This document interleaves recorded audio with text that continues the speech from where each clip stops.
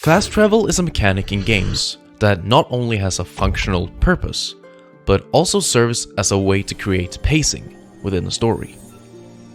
Running from point A to point B can feel like a slog, but a story that moves too fast can easily become confusing and disorienting. Fast travel can be a crutch for a developer who has no intention of creating an interesting world worthy of exploring multiple times. But sometimes, fast travel is used to help the player interact with the story and pace the action.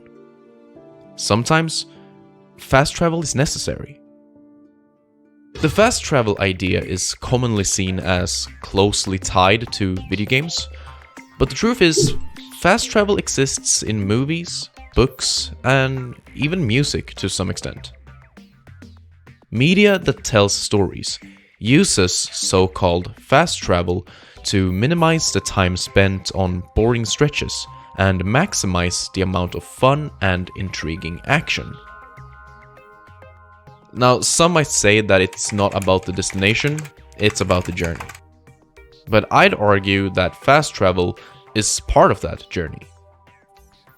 Fast travel doesn't skip any interesting or essential parts of exploration, but rather it cuts out chunks of wasted time that harms the stories. Even in a film like 1917, edited to seem like one sequential take, there's use of fast travel. This scene where Schofield gets a ride by the convoy, or whatever it is, not only moves the story forwards, but also makes the character fast travel. It's both fast travel, in the sense of physically moving faster than usual, but also in how far the trucks move in comparison to how long we see them on screen. It cuts out long silences that would have appeared in a long car ride, and most importantly, shortens the amount of time for the vehicle to reach its destination. A multiple-hour car ride isn't super interesting or remarkable, and the film's usage of fast travel enhances the audience's experience. Even in a book like The Hobbit, a book with the subtitle There and Back Again, there is use of fast travel. It's a book all about the journey, both physical and spiritual. The external journey mirrors Bilbo's internal journey. Getting to the there from the there and back again is about 95% of the book, and the back again is about 5%. Going back is not the purpose of the story. Bilbo is a changed hobbit by the end of it, and putting equal weight in his travel back would kind of minimize the accomplishments and internal structure change he's gone through.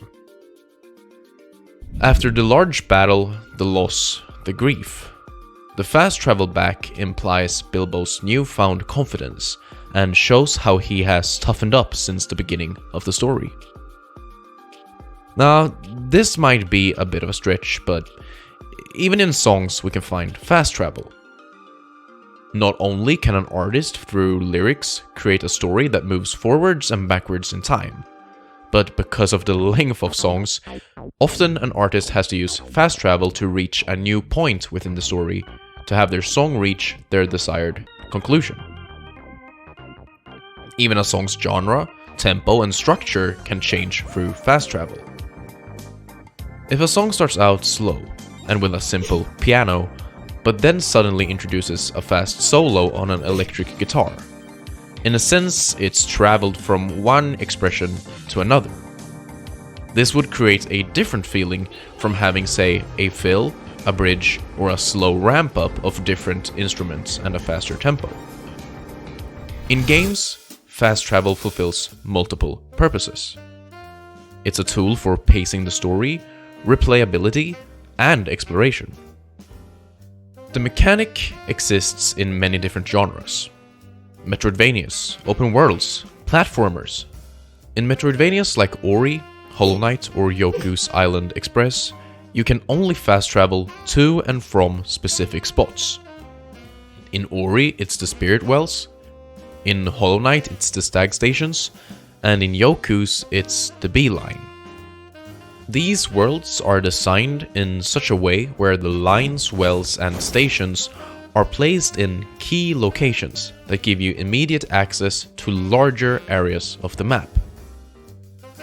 There is often backtracking in these games, and new abilities give you access to new areas, the story opens new ways, or you get items that allows you to move forwards. Without fast travel, that would mean a lot of extra running between previously explored areas. And sure, the new abilities would make the backtracking faster and more fun, as there are often shortcuts or hidden items that you need new powers to unlock. Despite this, some people just don't really care about collectibles, or they've already explored an area as far as they can. Forcing these players to run back through an already explored area is essentially wasting time, and the player doesn't learn, gain, or find anything new. Fast travel is a key element in making the world feel better to traverse in these games.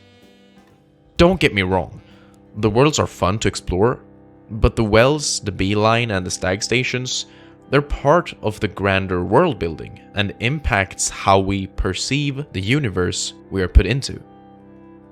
For example, once you find all the stag stations in Hollow Knight, you are invited to the Stag's Nest, where you learn more about the history of Hollow Nest. In the sequel to Ori and the Blind Forest, Ori and the Will of the Wisps, the travel system is a bit more lenient, similar to some open world games.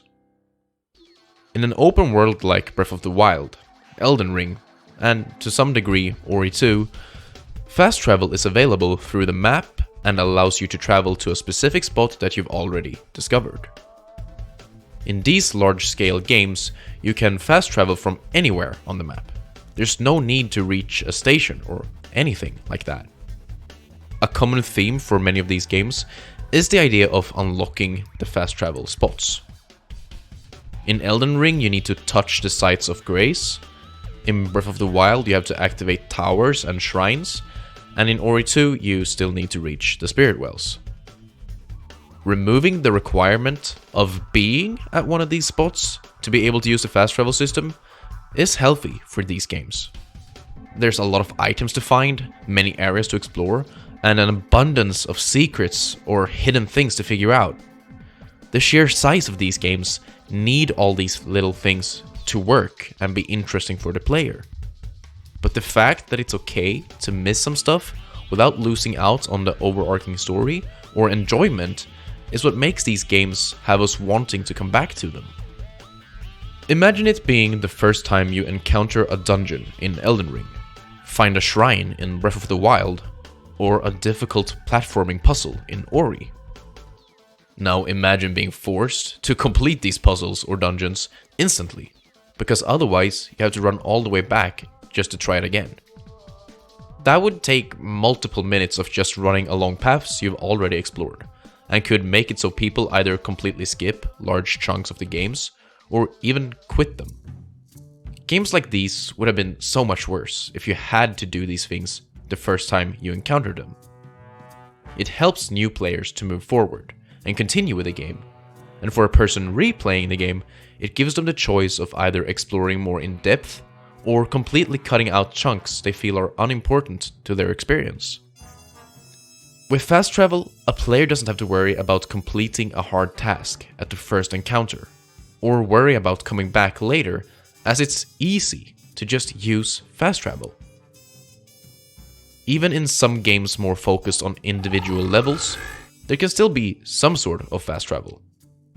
Most of the time, linear stories won't allow the character to travel quickly between areas, at least not in the normal sense. But the story, and specifically time, can progress in a faster sense. In Psychonauts, there are technically 3 kinds of fast travel.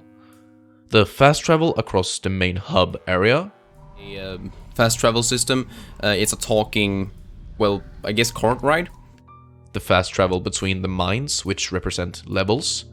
And then fast travel within the story's progress. Fast travel across the hub areas simply just allows you to get to the previously explored areas faster. Fast travel between and inside the mines is a bit different. You can use these little bubbly guys known as Psy-Popper generators, or also known as oatmeal. Oatmeal allows you to move forwards and backwards within a level. For example, if the story closes up a door or a way back, you can interact with Oatmeal and have them send you back to the previous area you otherwise wouldn't be able to explore. Then of course we have the story that sometimes will jump forwards in time to change the scenery, the available characters' dialogue, or open new paths. In the first game, we have the fast travel to nighttime after completing a certain level. In the second game, we have the fast travel to a casino after sort of completing a level, as well as the jump to nighttime. In the recent LEGO Star Wars game, fast travel allows you to move between the different movies, planets, and areas on the planets really easily. But you're also able to travel between characters really fast. At first, I was a bit confused, because I noticed as soon as I left the first level, I was able to switch to a character I had only seen in a cutscene. This puzzle required the use of that character, a character that I had yet to try out in a controlled setting. While this threw me off at the start, I'm really happy they decided to allow the player this freedom. For me, who was already used to the LEGO games and how the characters work, it was nice to explore the world at my own pace. For someone who had never played a game like this wouldn't have stopped them from moving forwards. They had the chance to skip the puzzle until after the mechanics had been introduced within a level. Of course, some games exist that don't have a fast travel system, where it might have been nice to have one. For all the praise and love I have for Jedi Fallen Order, one of the main issues with the game a lot of people have is the backtracking. You have to travel between different planets, and that's kind of fast travel, but since there's only a few of them, you end up running along the same paths many times. The major problem tends to surface after you finish the game, and wants to find all the secrets and collectibles, but it's still present while playing through the main story. While you do open up shortcuts along the way, it will still take you multiple minutes to run from your ship to the other end of the map. Exploring the planets is really fun, but once you've found all the secrets in an area and are still forced to run through it, both back and forth, it becomes uninteresting. In Dying Light, there was a small struggle, for me at least, at the start, because of the stamina system.